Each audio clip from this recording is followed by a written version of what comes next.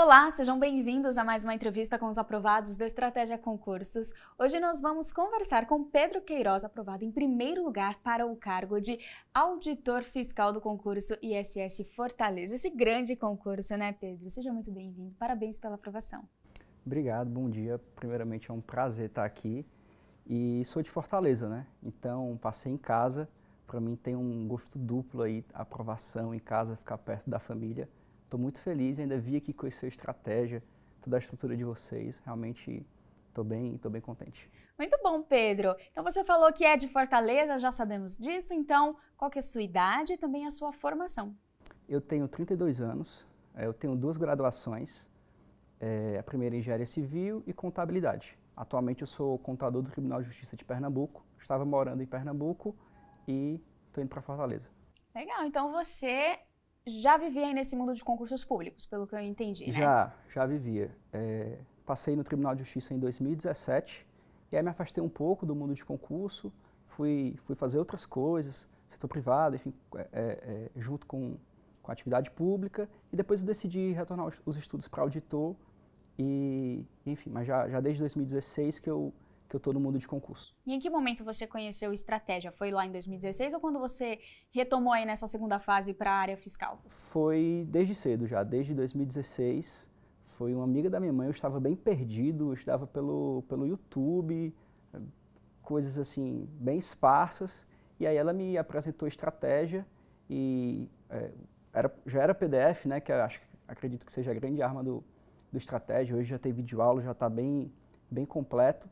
E foi assim uma novidade muito grande porque tinha um caminho das pedras ali, né? Tá aqui, tu precisa estudar isso, tudo bem organizado no material escrito de uma maneira que você consegue entender com mais facilidade, mas desde lá eu já acompanhava o trabalho de vocês.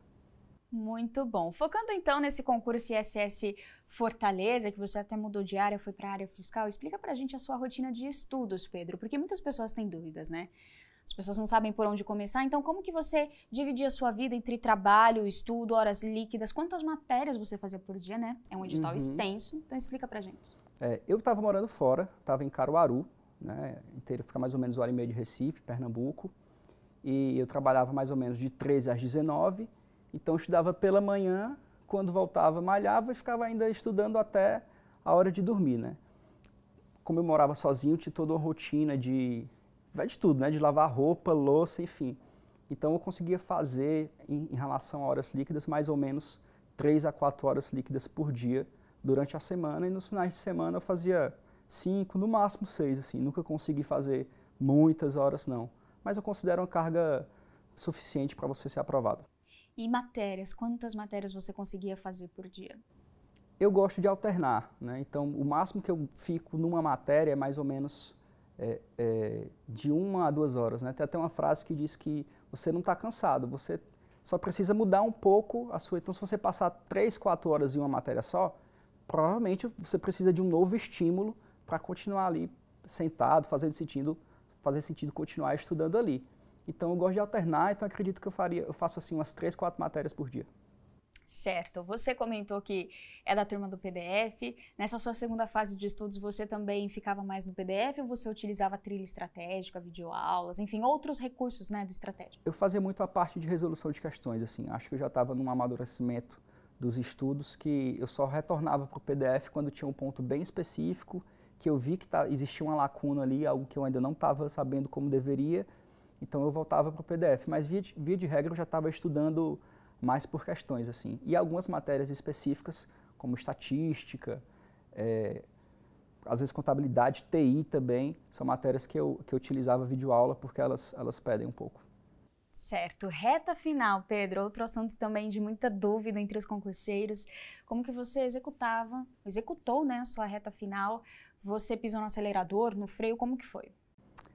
Eu não pisei tanto no acelerador, né? Estava até conversando com o meu colega de quarto, que inclusive passou para o auditor da Receita. Ele me falou que conseguia fazer 8 horas por dia. Eu não conseguia, até porque eu trabalhava, não tinha tempo para isso. Então, eu já estava numa pegada mais de estudo sustentável, assim. Eu vou fazer o meu melhor todo dia. Às vezes, meu melhor era 3 horas, às vezes era 5, às vezes era 4. Então, era mais ou menos o que eu conseguia desempenhar na reta final, né? Mais focado na parte de resolução de questões.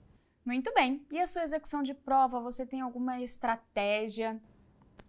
Em relação à estratégia, acho que é até importante porque a minha banca foi o Sebrasp, né? No Sebrasp foram 150 alternativas, uma errada anulava uma certa.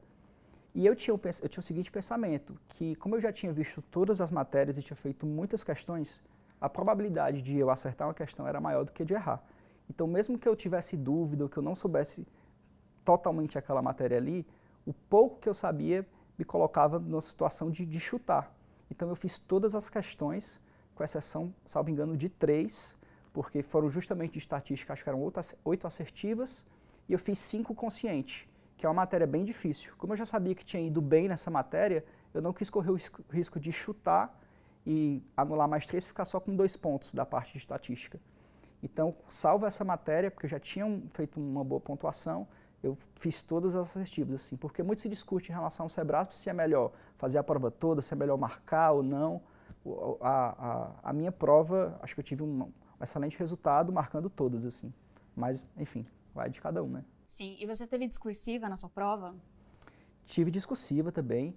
Considero a discursiva do Sebrasp bem direta, assim, né? Então ele perguntava, o que é um passivo contingente? E para mim o Sebrasp ele quer uma resposta passivo contingente é isso, isso e isso. Acho que não precisava inventar muito, né? Já tinha feito uma outra prova do Sebrasp, já tinha tentado o seu objetivo e tinha tido uma boa nota, consegui também uma boa nota na discursiva, então essa foi a minha estratégia. Acho que foi basicamente ser simples na discursiva do Sebrasp. Muito bem. Pedro, quando você viu o seu nome ali em primeiro lugar, você acreditou? Qual foi sua reação? Com quem você falou? A história foi, basicamente, era o dia do resultado, eu desci, né, antes de tomar café, procurei o resultado, não tinha saído ainda, aí botei o café antes de comer, estava ansioso e fui olhar, né, quando eu dei uma atualização na página, estava lá o resultado, quando eu vi lá o cargo de auditor, meu nome estava imediatamente embaixo, na verdade, assim, eu tinha ficado em segundo porque a minha pontuação era segundo na objetiva e primeiro com a nota da discursiva, né? Então eu ficava em primeiro lugar. Mas como a discursiva era um gabarito preliminar, eles tinham classificado só pela nota da objetiva. Então, quando eu vi lá o cargo de auditor, eu vi o meu nome perifericamente ali, lá do lado do carro, porque eu estava em segundo, eu fiquei assim, meio sem entender porque que meu nome já estava ali, né? Não imaginava que ia ficar tão bem posicionado. Mas foi uma felicidade assim enorme, né? Tirar um peso das costas e de ficar em casa, que para mim era uma coisa muito importante. Então foi uma satisfação, um sentimento indescritível assim. Imagino, né? Agora você já tomou posse ou ainda não? Previsão tá para dia 19 agora. Ó, tá aí já, daqui a alguns dias, muito bom. E quando você foi convidado para o baile dos primeiros, conta pra gente, você imaginava estar aqui um dia no baile? Nunca imaginei. É até engraçado como as coisas acontecem. Um dia você está assistindo aula com vários professores, Adriana Figueiredo, Silvio Sandi, eles estão lá, né, e são autoridades para você. E ontem eu estava jantando do lado do Silvio Sandi, bate foto, não sei o que e tal. Então foi um prazer, né? Nunca imaginei, assim, a estratégia tem nos recepcionado muito bem, tem dado toda uma estrutura, até agradeço porque todo mundo está até impressionado, assim, acho que estão de parabéns por todo o planejamento e pela execução do que está sendo até aqui. E nunca imaginei, realmente um sentimento assim, é um evento que não tem preço. Tá ansioso? Tô ansioso. Daqui a pouquinho. Bom, Pedro, como que você considera o estratégia na sua jornada? Qual que é o diferencial do estratégia? O estratégia foi fundamental, né? Quando alguém me pergunta alguma coisa sobre concursos, por onde eu estudo e tal, eu sou muito taxativo em relação a isso. E em relação, às vezes, português, contabilidade, é Silvio Sandi, é Adriana Figueiredo, então, é a estratégia. Quando a pessoa começa a conversar, não, esquece, vai na estratégia e você faça a sua parte. Mas eu acho que hoje vocês são... Eu digo isso não é porque eu estou aqui e tudo mais, mas a estratégia é dominante, quem estuda para concurso sabe disso, então... eu sou bem taxativo em relação a isso. Muito bem. Pedro, uma dica de ouro, então, algo que você considera que foi essencial para a sua aprovação, o que seria? Eu diria que persistir, né? Cada um tem sua história, cada pessoa tem suas qualidades, seus defeitos, sua situação.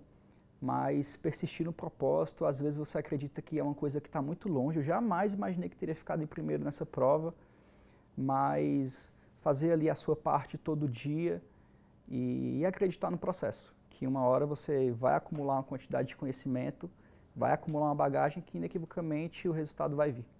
Muito bom. O que o Pedro de hoje falaria para o Pedro de 5 anos atrás? Não desiste. Vai nessa e vai dar tudo certo. E é isso, aproveite agora essa sua nova fase, viu? Parabéns. Obrigado.